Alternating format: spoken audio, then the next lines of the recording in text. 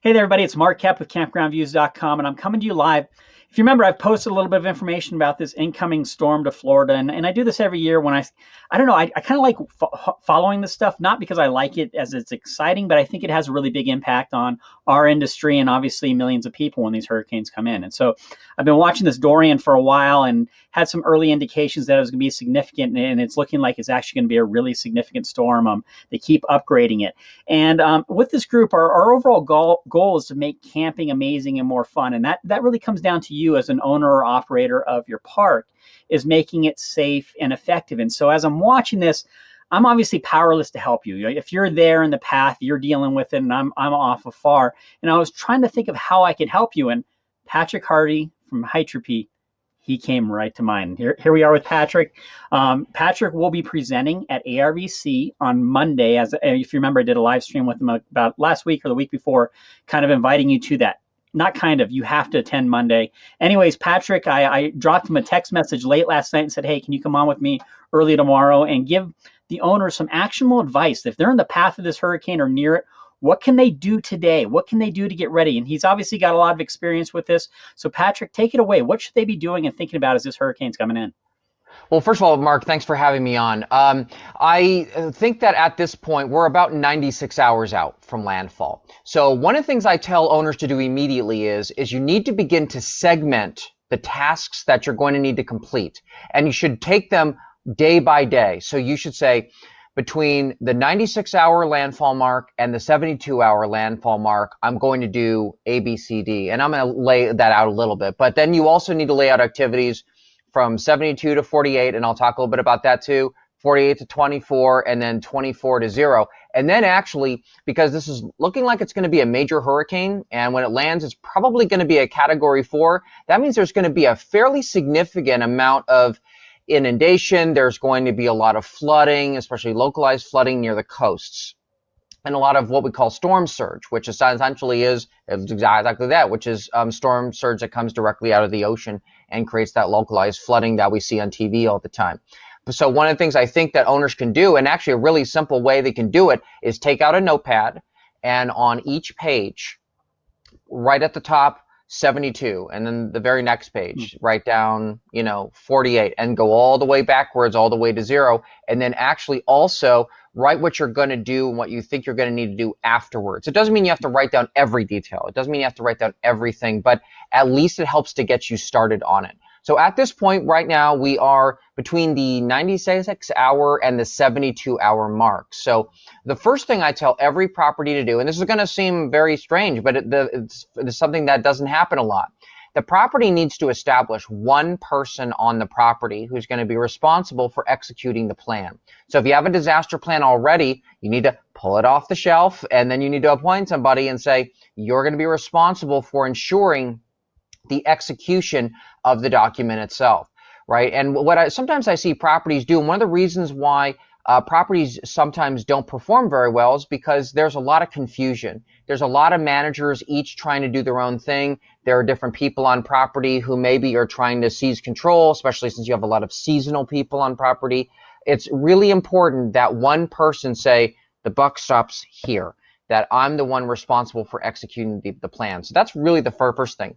And once that's done, then a couple things has to be finished. And the number one is you need to decide, when is the last moment, the very last moment that you can begin an evacuation. So there must be a point where you say, beyond this point, it's really not possible for us to evacuate. So we have to make a decision at a certain point. And that's, of course, if you see in the middle there's obviously a graphic.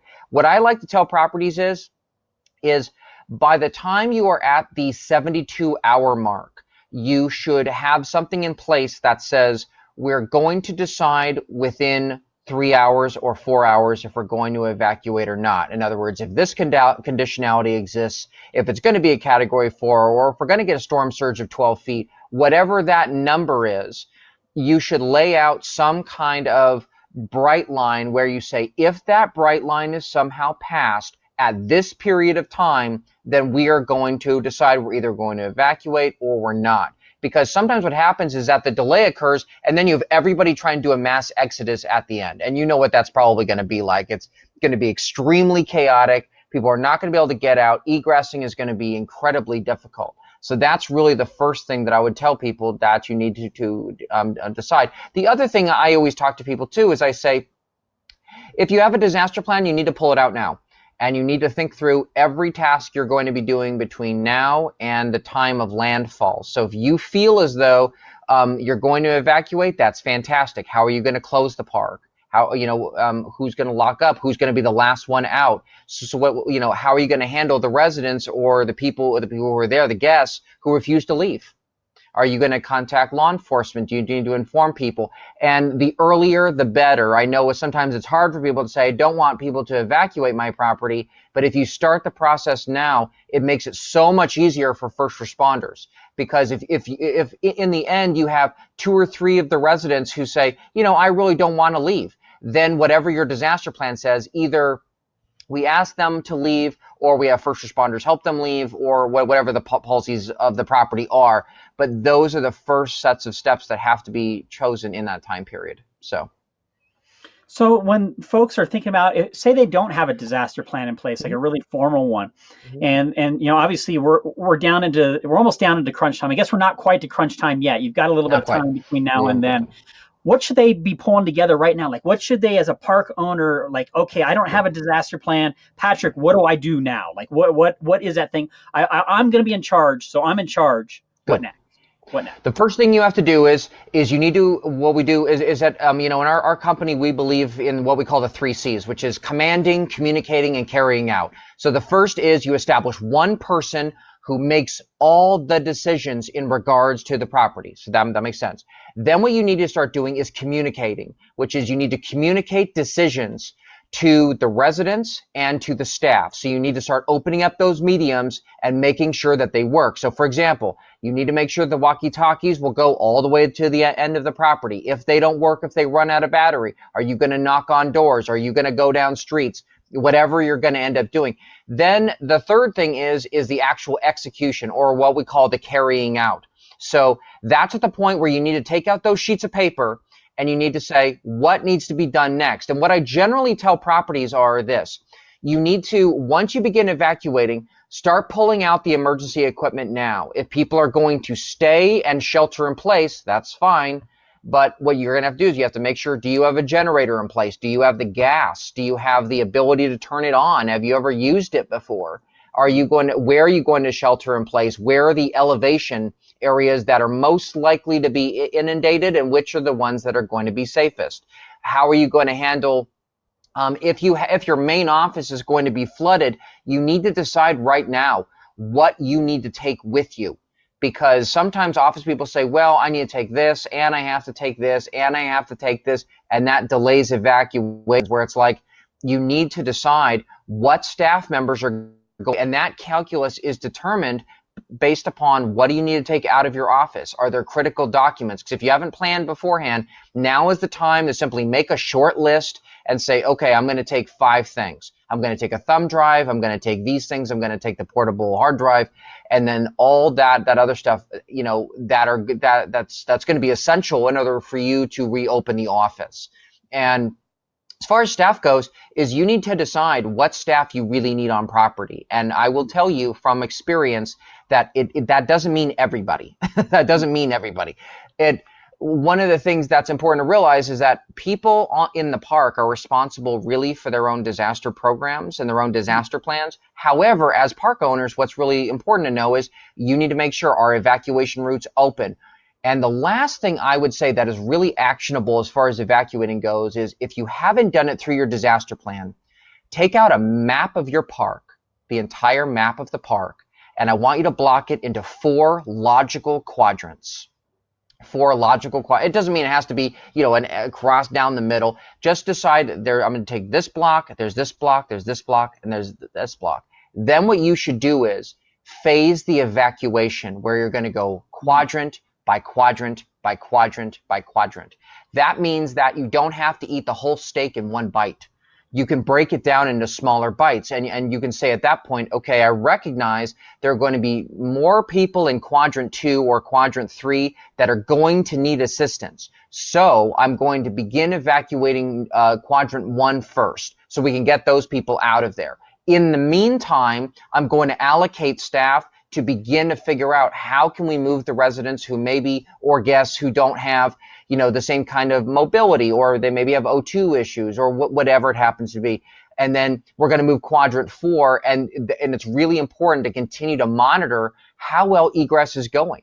The other thing I tell parks too is that when you start to do those phased evacuations, you need to communicate with staff and figure out where the bottlenecks are. There are going to be bottlenecks. There is no ifs, ands, or buts about that. But you have to determine, is that bottleneck bad enough that maybe we need to slow down the evacuation, or maybe we need to open another gate, or maybe we need to find some other egress manner out, or maybe we have to change the quadrants because some people are using, personally owned vehicles like their cars because they're staying in cabins versus people who are towing behind an RV or whatever. So those are the kinds of decisions that have to be made. But whoever ends up being in charge, it's like being a general. They need to lay the map out. They need to figure out what's going on and be constantly on the radio.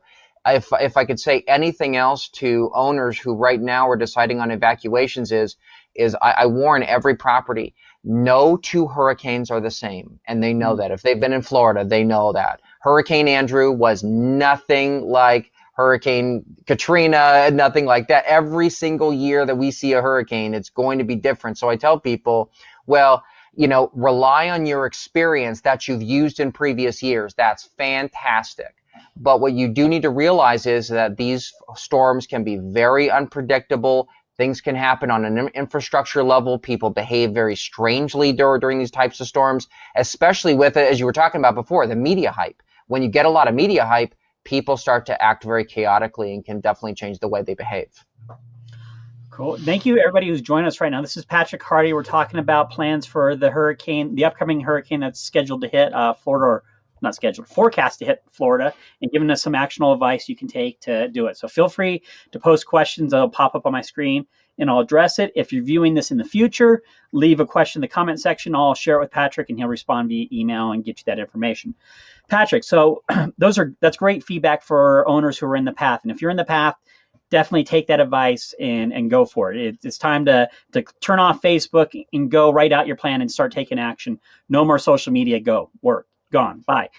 Now, for everybody else who's not currently in the path, this may be the owners who are north of there or in areas where it's going to eventually come, or they may even be in an area where, they're on the upper North Carolina coast where they get hurricanes and there's not one currently bearing down on them.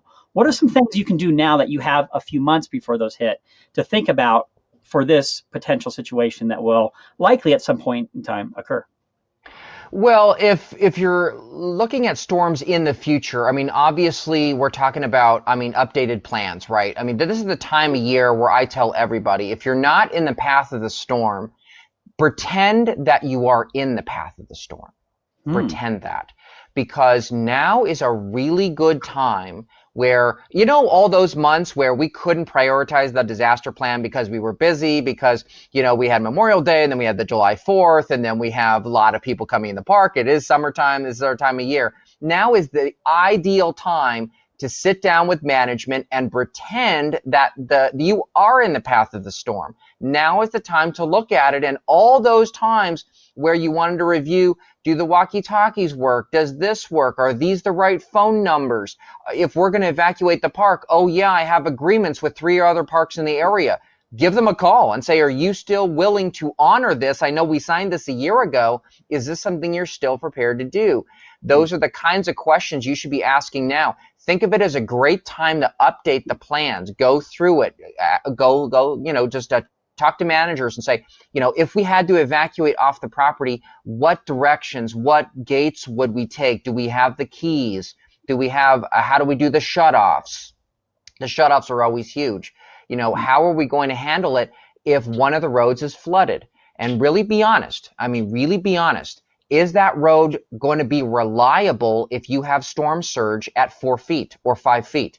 If you are near the coast, you really need to decide now, because even if you're not directly in the path of Dorian, there are a lot of areas that are still going to get tropical storm winds. They are still going to get tropical storm-like conditions. They're going to get a fair amount of rain. And you'll hear about this because in Georgia, even in South Carolina, I have a lot of properties where we've already called them and said, look, you're not directly in the path. However, you are going to get storm force winds. So you are going to get some flooding. It doesn't mean we're looking at catastrophic Hurricane Katrina type of flooding, but you are going to see some small localized roads will be closed. You're going to see a lot more activity in those areas. You may even get power outages. That does happen from time to time. It doesn't have to be a catastrophic storm in order for infrastructure to fail, especially in rural areas. So if your park is in a rural area, you need to look not only in the park, you need to look in the jurisdiction that is around you. Because if you are in an area where the roads are maybe unpaved, that does happen. There are areas where, maybe the embankments aren't as good. That means that you could get flooding, you could get landslides, you could have mudslides, and all of a sudden the two roads that you're relying on to get out, now you can't get out. So now you're stuck. And that really limits you. So that's one of the reasons why when I was telling those who are in the path of the storm, that what you have to do now is you need to decide if the roads around me are not good enough, if the property is going to take a long time to evacuate, that means we have to start much earlier than we thought. At the very last moment should be, within 72 to 48 hours, somewhere in that range, depending upon the size of the storm. And if this is going to be a major hurricane, a lot of people are going to be evacuating, not just people in the parks. I mean, people everywhere are going to be evacuating. And the roads, especially the egress roads that people would traditionally use to evacuate, they're not available anymore. They're just clogged with people. And there's tourists, a lot of tourists, because this happened a little earlier in the year, in the sense that this is still the time when people are on vacation. I mean, this is obviously, we're getting close to Labor Day weekend. Exactly. Yep. So what happens is that now you have so many people who are trying to leave at the same time. And I can guarantee you that there are going to be roads that people thought in their minds, or maybe wrote in their disaster plan, hey, I-80 or whatever, these roads or these freeways will automatically be open. As someone who's been through hurricanes in Louisiana, I went through Hurricane Sandy. I was there in DC when that happened. And I'm telling you, roads that people assumed absolutely were going to be open were closed because there were too many people egressing. There were people trying to leave. There were people who were not sure. There weren't a lot of hurricanes in those areas, and people really weren't expecting a winter storm on top of it all. So it really made things a lot more complex. And so what I've told parks in the area too, in Florida is you say, by the 72-hour mark, if you are close to the coast, you need to decide right now if you are going to leave or not, and then start putting those pieces in place. But I will give one small caveat, Mark, is that the path of the storm can change. And we have something called the Mariner 1-2-3 rule, which means that for every inch on the map, it could deviate by as much as 100 miles. So that's roughly a day. So within 3 days, 3 inches, 300 miles. So it could go 300 miles north or 300 miles south.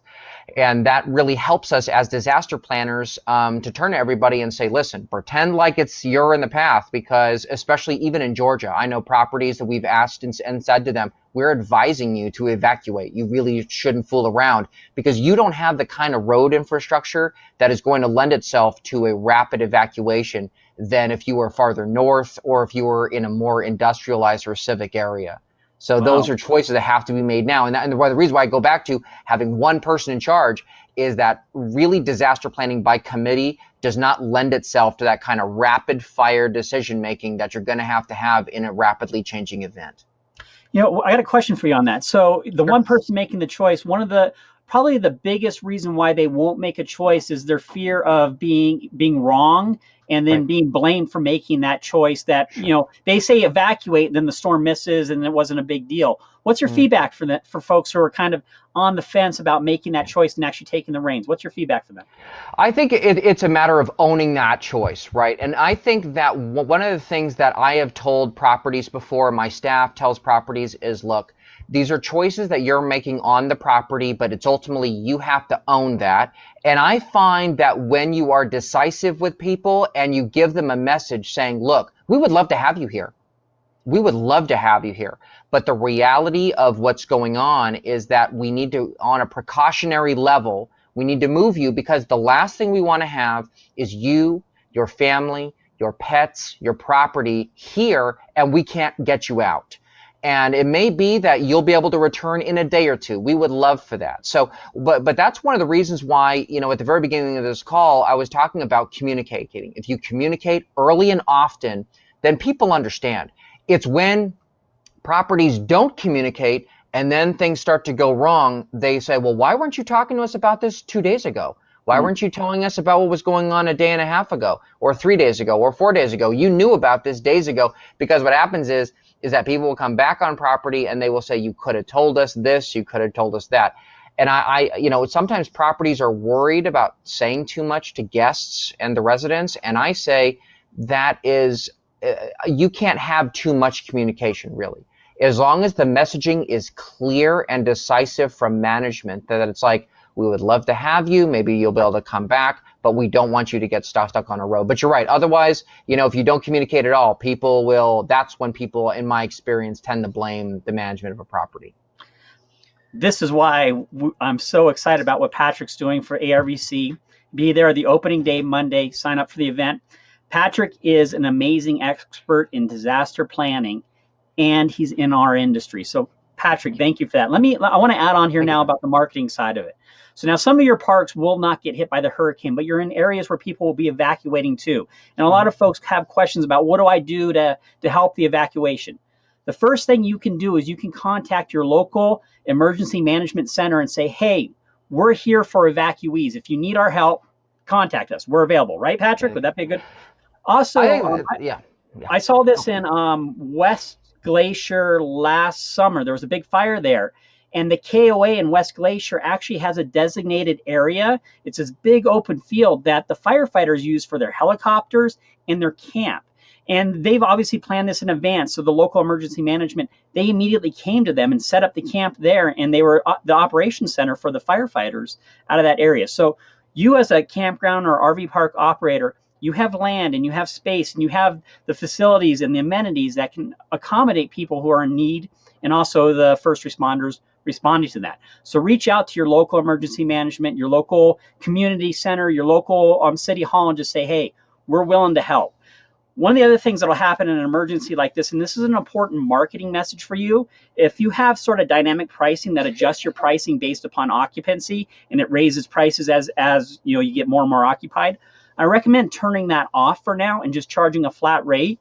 You don't want to be perceived as monetizing a disaster. So if you've got some sort of automated occupancy thing that raises rates for peak holiday seasons, make sure that's off for these type of periods. And lastly, if you are in the path of the hurricane, we're here to help. And also ARVC is here to help. So I'm going to put a link at the bottom of this thread with the ARVC Disaster Fund. If you can donate it to it, ARVC's got an awesome program to go in and help the park owners who are impacted by this. And our thoughts are with you. So thank you, Patrick, for joining us, giving us that actionable advice. That's why we have this group. If you need anything, feel free to comment here or on the thread itself. Good luck and best wishes. Thank you, Patrick. Thank you, Mark.